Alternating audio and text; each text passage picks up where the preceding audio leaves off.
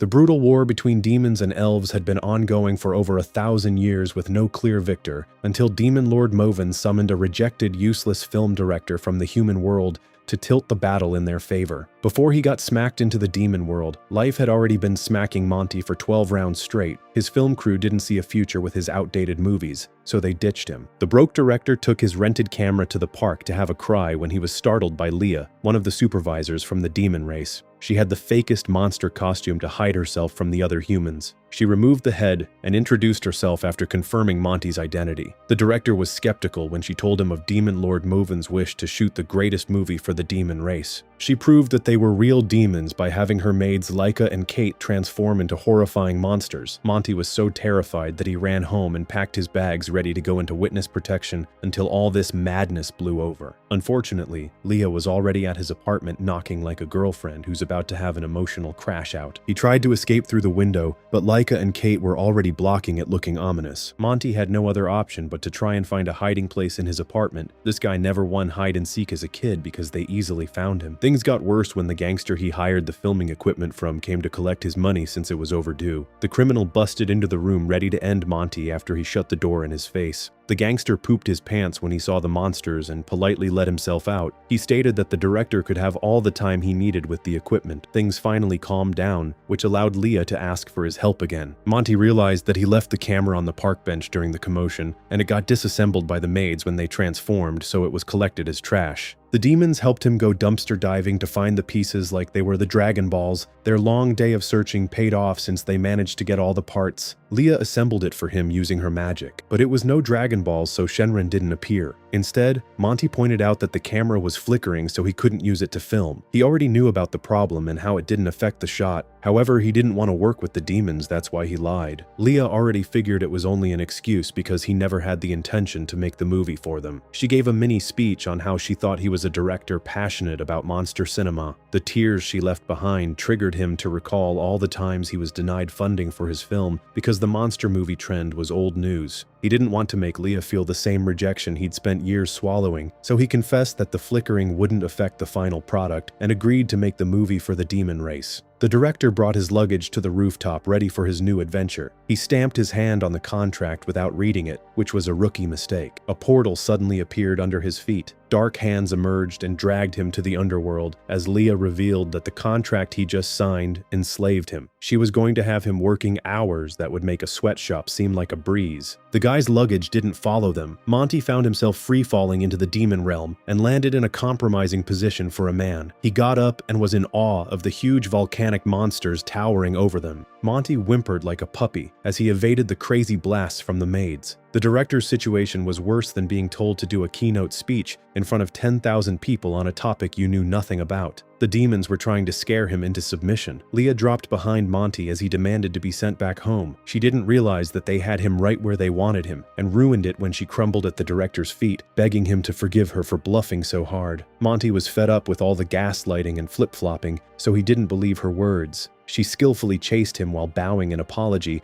hoping that he would get on board. He was confused as to why she was so persistent on him making a monster movie. Leah cried as she explained that they had been at war with elves for over a millennium. Currently, their mortal enemies were using underhanded tricks to smother the fighting spirit of the demon race. So Demon Lord Moven sent her to bring the best director in the human world as a counter. Monty decided to trust Leah one last time because this was likely the only opportunity to make a real monster movie. The director got some scenic shots while they waited for Laika and Kate to report their arrival to Moven. The maids were taking too long to respond, so Leah tried to get hold of them with a communication device called a round bat. The bat was the phone of the demon world. The signal was weak, so she couldn't call the maids. Monty's attention was drawn to the large mob of devils rushing toward them. He started to film. Leah panicked and jumped in front of the camera, stating that the group were their biggest fans. The anti-Leah posters they were waving around appeared to tell a different story. Leah kicked Monty back and told him to wait for her at Moven's castle. A special ride had been arranged for him. She tossed the bat to him so they could stay in touch. The mob engulfed her in their rage and whisked her off. The director began to cross the impossibly long bridge to the castle when he bumped into Ladon. She scooped him up into her sidecar, and from a glance she could tell that he was a freshie in the demon realm. They were soon passing through a swamp as Monty complained like an old lady about the speed Ladon was riding at. She ignored his whining and offered to sell him life insurance since it was dangerous for a human to be running around the demon realm. She had the ability to turn her eyes into a QR code for easy payment, so you know she was a serious business person, but her bike broke down before she could complete her sales pitch. Monty took this time to get some more B-roll as he wondered how much it would cost in special effects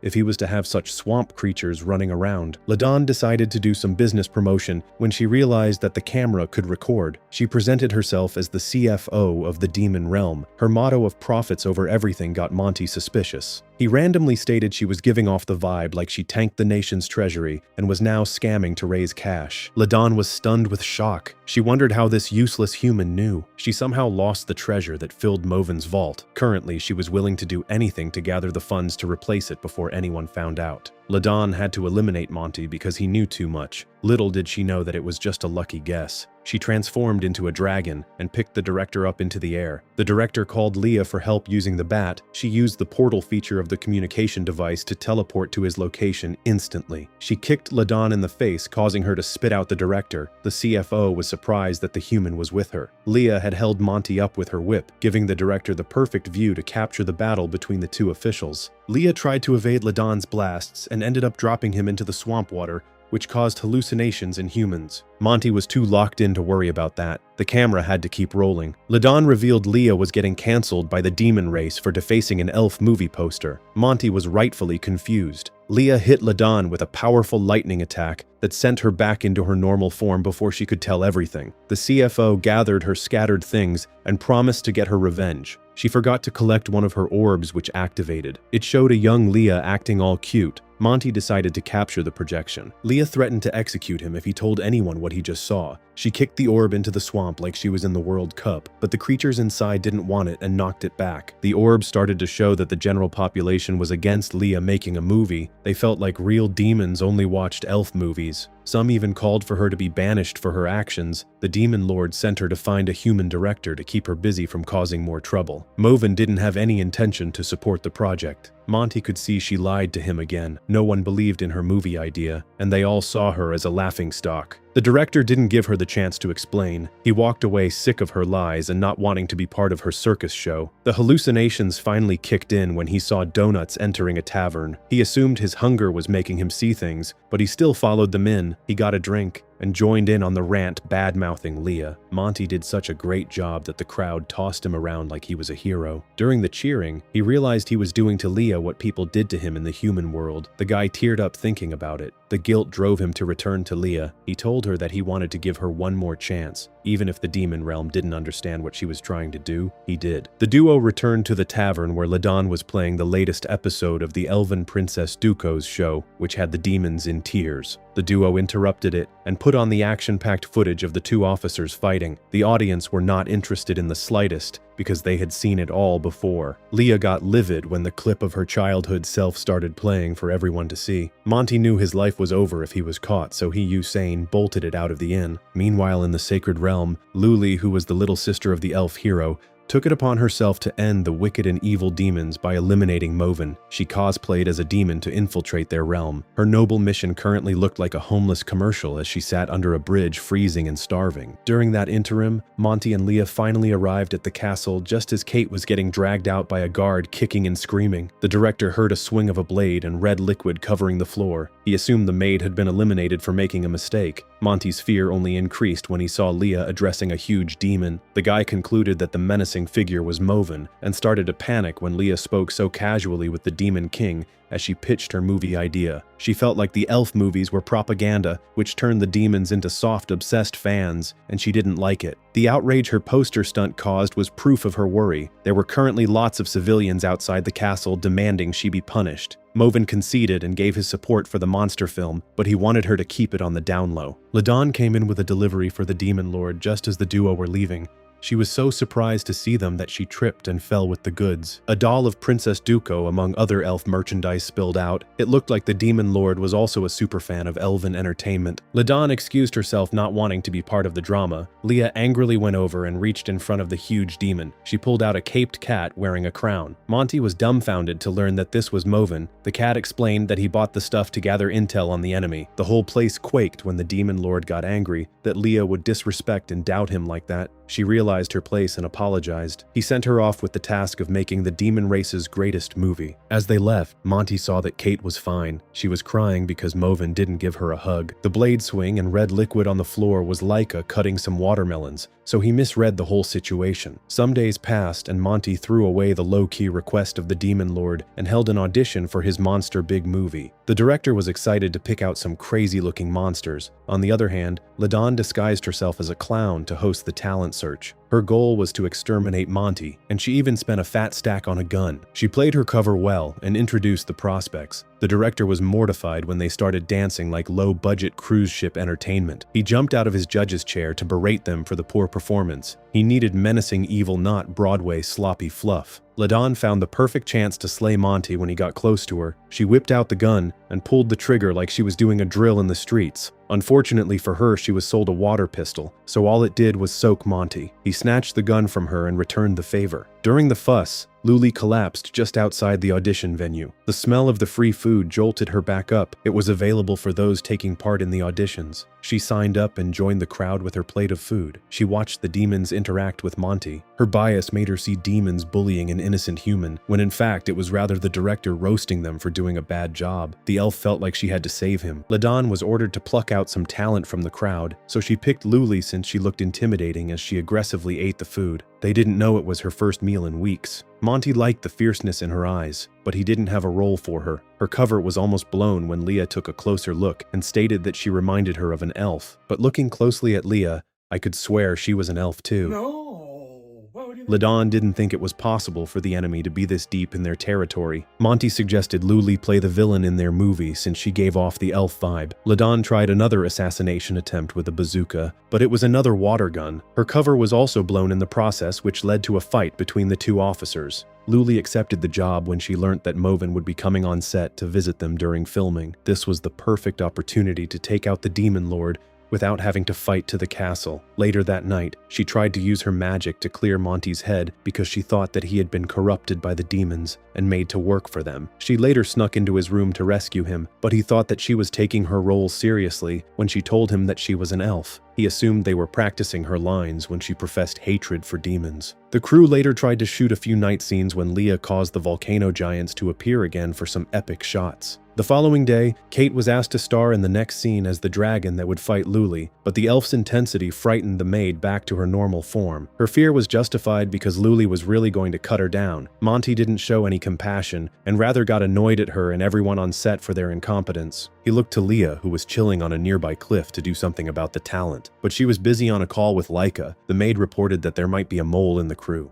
In the crew list that was going to be presented to Moven, there was someone without any background information. The elder maid feared it was an elf spy and warned Leah to be careful. She already suspected Luli. All that was left was to confirm she had the elf wings on her back. Meanwhile, Luli was still trying to figure out why the demons were shooting a movie. She felt like they were using it as a front for a more sinister plan. The elf watched the other cast members comfort Kate after that traumatizing take. She was surprised by how kind they were. Later that night, Ladon took her elimination scheme to the next level when she hired Noah and Calm the Scarecrow to help with her latest attempt. They claimed to be the top assassins in the demon race, so wanted the pay to reflect their skill set. Ladon assured them not to worry about the coin and revealed herself to be the financial officer for the Demon King. The CFO took the assassin duo's silence as their agreement to take the job. She pulled out drinks to celebrate. The tavern owner got angry and kicked her out for bringing her own drinks. Back at the set, Leah voiced her concerns about Luli to Monty, but he only saw a talented, hard-working actor. The supervisor didn't like the fact that she didn't have a clear background, and she only kept to herself. Monty was more concerned in trying to move the information from the orb to the laptop. Leah helped him out when she transferred the files to the computer by releasing a bit of her power into the orb. The files contained videos of embarrassing moments from her childhood. Monty sadly got shocked as she took out her frustration out on him. The next day, Ladon and her new companions arrived arrived at the set. Noah got too dizzy from her careless riding. He fell down a hidden part of the cliff and laid there unconscious. Kam assumed that his partner ditched the mission,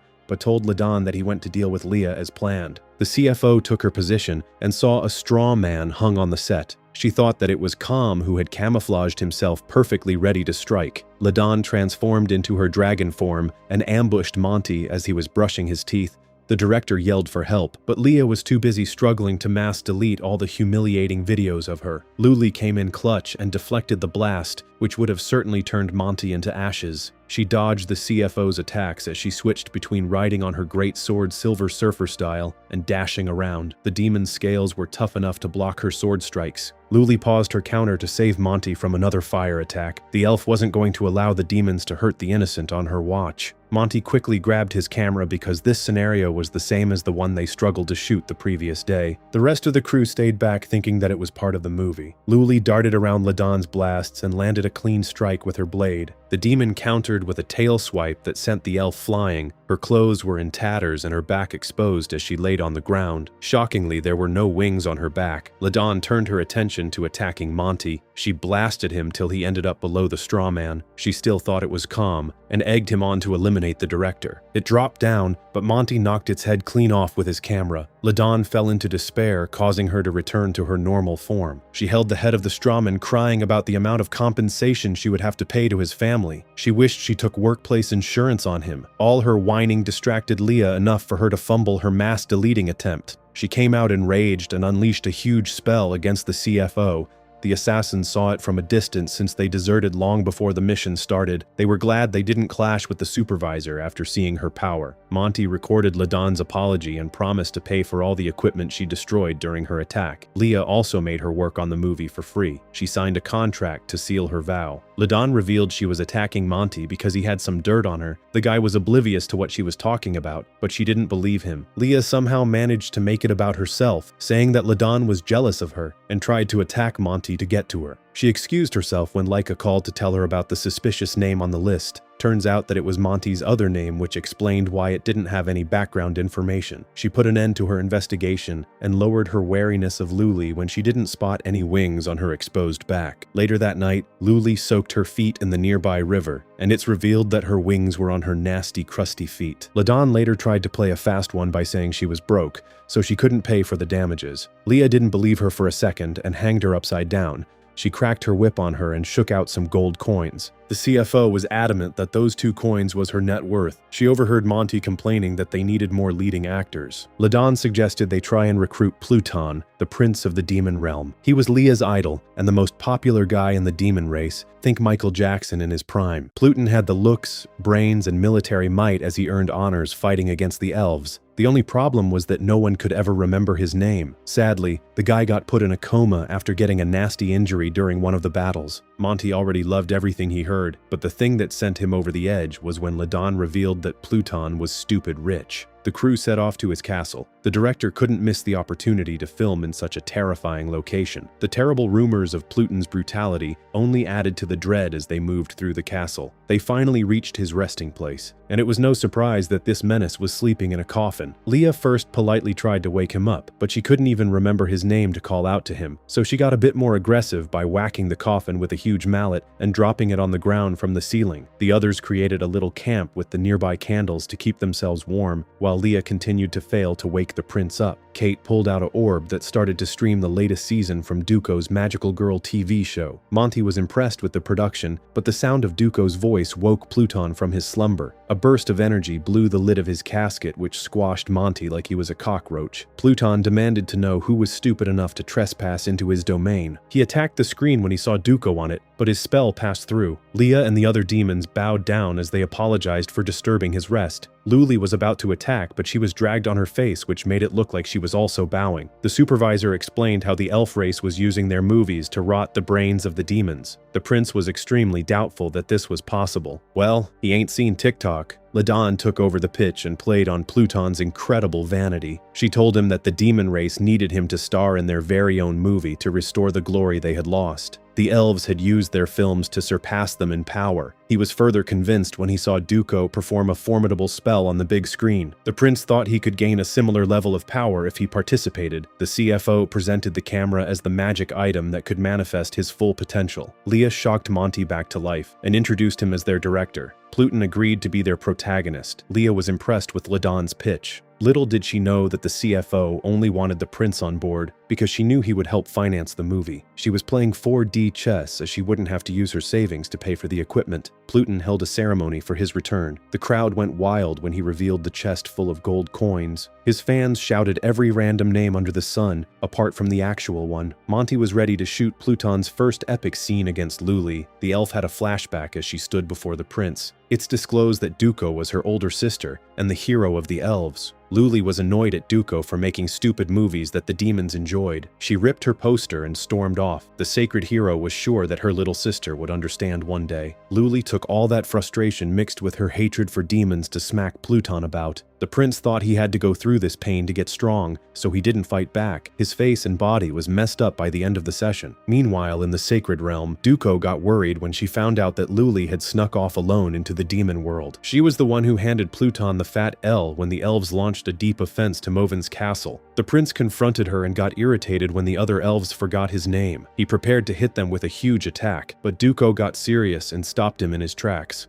She broke his blade with one smack and sent him crashing down when she smashed the floor he was standing on. He promised to get stronger and get his revenge as he free fell, but Duco looked at him like he was trash. Pluton woke up from his nightmare to find himself bandaged up like he fell from a plane. He was in Monty's trailer as he pieced together what happened. All the while, Moven paid the set a surprise visit, and Luli was speechless to learn that the demon lord was a cat. Although she looked calm, there was a huge internal conflict raging on within her. She found the cat so cute. Moven demanded they put him into one of the scenes in the movie. Leah thought it was strange that the demon lord was suddenly so interested in movies. Her suspicions were right. The guy was a huge Duco fanboy, and he wanted to use this monster movie to become a breakout star so that he could collab with his idol. Pluton eavesdropped on the conversation and forced himself to heal because he wasn't going to let the cat take his shine. The prince also saw it as the perfect opportunity to take the throne. Monty later asked Ladon to take Pluton somewhere private and re-injure him so that they could continue their shoot from where his character left off. The prince took the initial beating since he wanted to get stronger, but as he lay there in his own natural ketchup, he realized that he was too important to be subject to this humiliation. He hijacked Ladon's bike and crashed it along with her into the scene that Monty was filming. Luli was to face Moven, but she was so conflicted on how she could attack something so cute, the explosion from the crash turned it into an action moment. Pluton emerged from the flames almost crying that not enough attention was being given to him as the protagonist. Luli shoved him out of the way. The elf gave him the same dirty look as Duco did when she beat him. The rage triggered him to transform to his true demon form. Monty had the camera ready and wasn't impressed since the guy looked like a deformed Angry Birds character with some extra chromosomes. The demon lord wasn't about to be outshone and begun his transformation. The director got hyped to see the boss's true form, but that also fell flat when he just turned to a bigger version of himself. Luli almost fainted due to the cuteness. She couldn't believe that her sister had been fighting against such difficulties all these years. Moven then exposed himself as a Duco fanboy when he performed her transformation from the Magic Girl show. Leah was furious. Her anger caused Moven to stumble and fell on Pluton.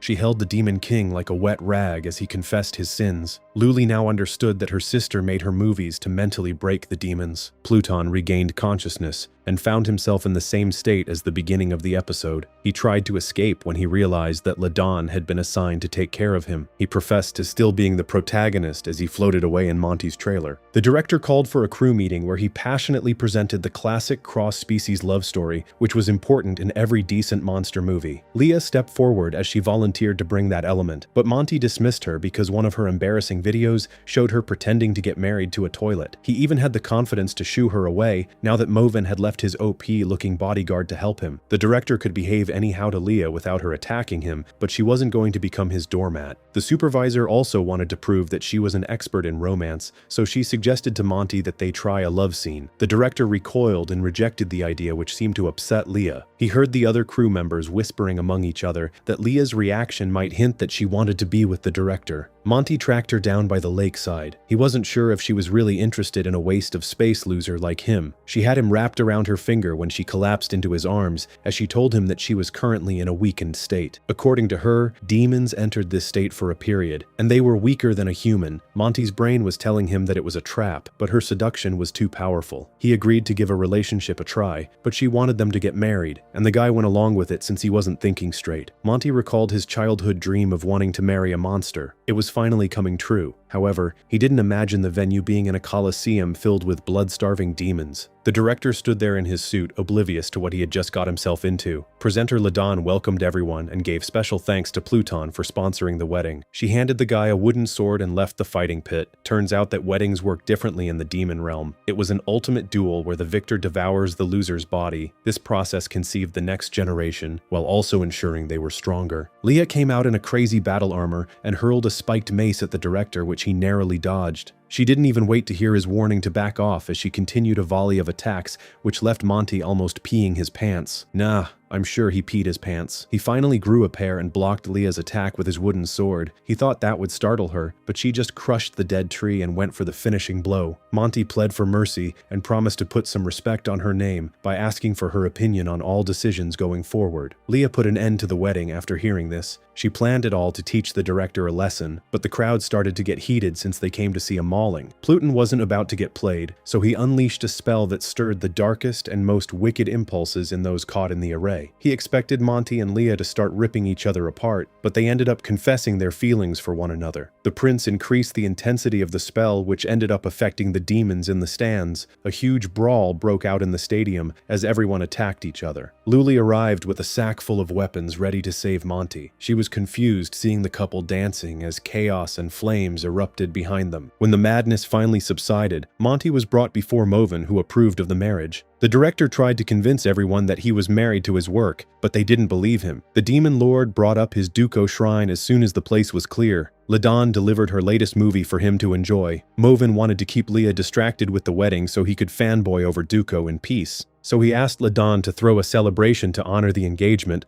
A public holiday was announced, and the tavern was turned into a Monty and Leah theme. Ladon came with a present from the Demon Lord. Monty got excited that it would be some expensive heirloom. The CFO opened the box to reveal 2 bracelets. They wrapped around the couple's wrist before tethering them together with magic. The cameras were already rolling, ready to capture the most romantic moments and the upcoming mayhem. The duo tried to cut it, but Ladon revealed that the only way to undo the bracelet was for them to fully fall in love. Leah did the logical first thing and jumped off a cliff, with Monty thinking that the increase in heart rate would trick the bracelet to open. However, it didn't work. The director was dragged out of the water and revived by the maids. The couple had no other option but to follow Ladon's silly love tactics manual to get the bracelets off. It wasn't a coincidence that these activities provided some good content to film. They went shopping, played table tennis as a team, and many other things, but nothing worked. The CFO used her trump card. She set up a romantic ball where she sang terribly as Monty and Leah were forced to dance. The bracelet glowed when they had a manufactured moment, but it was ruined when Luli busted in with the aim to save the director from the strange relationship. Ladon erupted in fury because Moven was going to give her a reward if she succeeded. She entered her hybrid form and trashed the place as she clashed with the elf. The owner wanted to know who would pay for the damages, which was increasing with each exchange. A part of the ceiling ended up falling on the couple. Monty came out with an arm injury, which Leah tended to. From the way they were talking, Luli concluded that they were being forced to get married by the Demon King. Leah suspected that the bracelet box had a manual kill switch. Luli didn't hesitate to fight Ladon to retrieve it. She told the couple to escape while she dealt with the CFO. Leah teleported them to the lake. They had a heart-to-heart where she revealed that Moven was her dad. She knew he wanted the best for her. Monty told her to choose who she wanted to be with when it came to love. The crew were already at the location filming and shooting fireworks to make the moment special. The bracelets fell off when the two indirectly admitted their love for one another. They threw the shackles into the river, thinking that it was Luli who freed them, but she wasn't able to retrieve the box. Her attention was taken when she got intel that there was a sighting of an elf in the demon realm. She went to check it out and found her sister striking a deal with Pluton. Luli confronted her sister after the meeting, wanting to know what the hell was going on. All the while, Monty went back to the human world on Moven's orders to get Ms. Lin to review the movie. She was regarded as the best director in the industry. The lady thought the movie was hot, boring garbage and called Monty a walking joke. The Demon Lord heard about the feedback and summoned Monty. He accused him of being a fake director and demanded they replace the loser. Leah tried to oppose this, but the cat transformed into a sinister form and smacked her down for getting cheeky. Moven terminated Monty's contract and kicked him out of the demon realm. The guy was flung back to the human world like hot garbage. His camera got smashed up in the process. His agent tried to get him some acting roles, but he messed them all up because he was still trying to accept that he was a failure. His agent called to complain about his poor performance and gave him one last chance with a job working as a mascot handing out flyers. Monty dusted off his old outfit and found his monster toy inside the head. It triggered a memory of a flying Pegasus monster, saving him from some bullies when he was a kid. This encounter was what led to his obsession with the supernatural. He heard a knock on his door and hoped it was Leah. Bad luck because it was the gangster who he hired the camera from and he was holding an axe. The thug didn't come to collect money.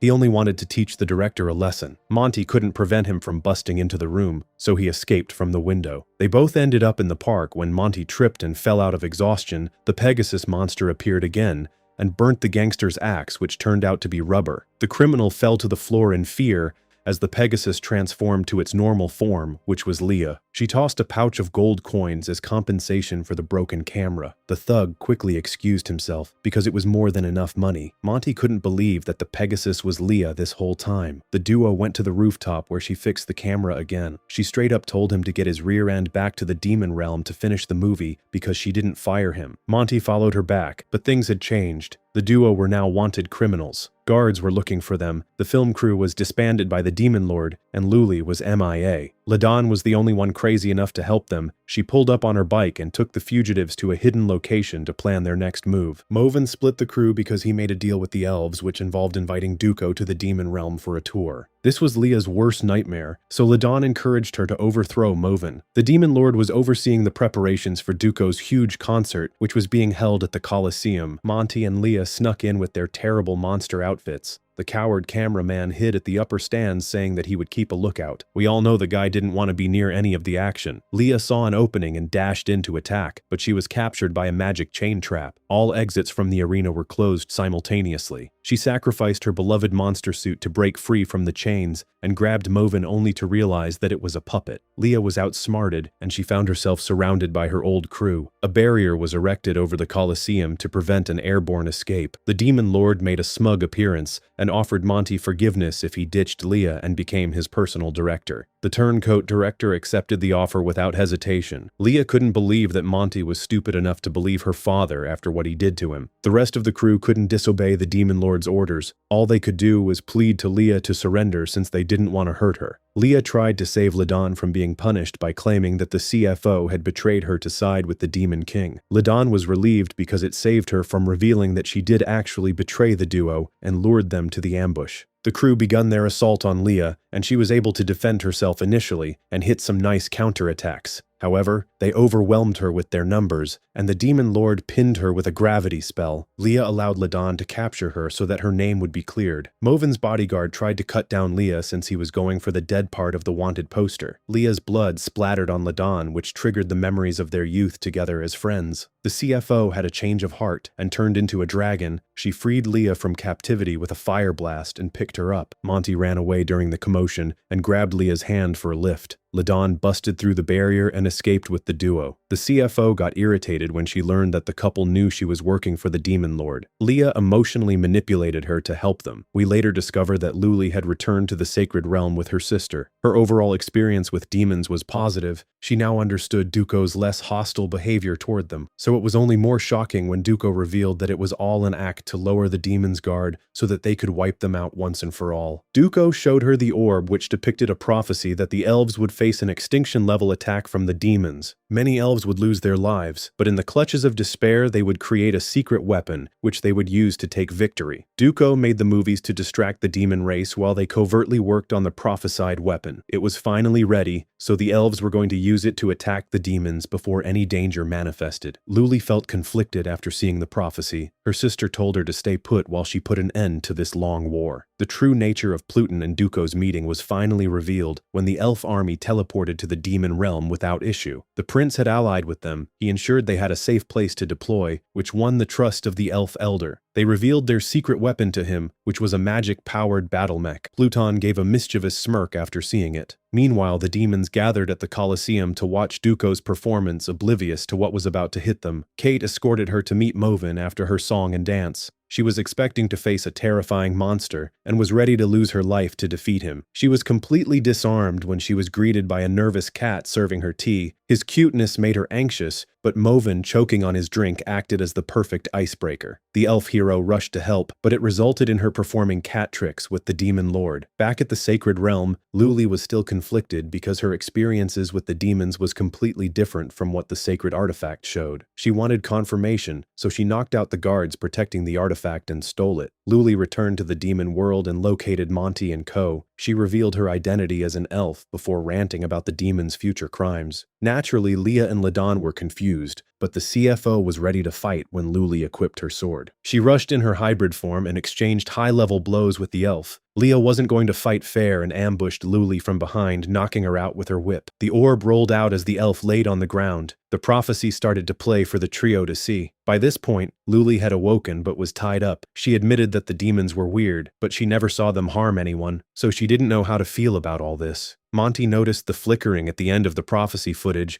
and immediately recognized it. Leah quickly teleported them to Movin, who had been tamed by Dooko. She berated her dad for being such a simp. They explained to Dooko that the prophecy was fake. It was an unused footage from their monster movie. The hero didn't believe them, so they had the elf elder send the footage to Ms. Lin, who happened to be an ally of the elves. She confirmed that it was from a camera. The elder felt like there was a missing piece to all of this. Before they realized what was going on, Pluton had taken control of the mech. He was the one who planted the false prophecy. He wanted the elves and demons to fight, but since he failed, he would just have to stir the pot of chaos himself. Leah transported everyone to the elven army's location, only to find them already defeated. Monty was stunned that the elves built a working version of his movie mech. The prince played both sides so that he could obtain the ultimate weapon. The Demon Dooko fan club already tracked her whereabouts and had arrived to support her. They made it in time to witness both the hero and demon lord transform into their real adult forms. Movin was looking like a J-pop idol. Monty had the camera rolling and couldn't believe how good-looking they were. Pluton was happy that they were finally taking him seriously. He wanted to defeat Movin and become the new Demon King. Dooko and Movin unleashed epic attacks against the robot, but it absorbed them like it was nothing. Movin called Pluton by his correct name as he shouted for him to stop his counter. The other demons started to address him by his proper name as they criticized him for betraying their race. All his motivation to fight left his body as he started to cry. He was happy that people were finally acknowledging him properly. At that point, his lust for attention was greater than his ambition to be Demon Lord. Just when it seemed it was over, the stored willpower of the elven race to wipe out the demons took over the mech and engulfed Pluton. It created new monsters from that corrupted willpower and blasted down the Demon Lord and hero, but they survived. The spectator demons started to panic and fled when they realized that the bosses were not powerful enough to stop the robot from going on a rampage. Leah was disappointed at how the demons didn't stand their ground. The elf movies had really made them soft. Luli theorized that an overwhelming love for demons could counter their hate. Monty was the only one around who had that kind of love for monsters, so they came up with a plan to get him inside the magic mech. Movin stalled the ultimate weapon's main body, while the elf sisters dealt with the spawned monsters. Leah felt like not all hope was lost when the demons stopped running around like headless chickens and started giving support. Ladon sacrificed her bike to deliver Monty onto the body of the mech. The childhood friends fought off the remaining evil manifestations, while Monty gained access to the control room. Pluton was trapped in a crystal structure. Initially, the human didn't have a clue how to transfer his positive vibes, until he recalled how Leah moved the files from the orb to the laptop. He placed his hands on the mech and thought about his love for Leah. He thought it didn't work and hit the crystal structure out of frustration. This caused damage to the mech's body. Monty let loose an epic combination on Pluton to destroy the crystal structure. The mech collapsed as his final uppercut shattered everything and knocked the prince out. Monty came out with his fist up like he just went 12 rounds with a prime Mike Tyson.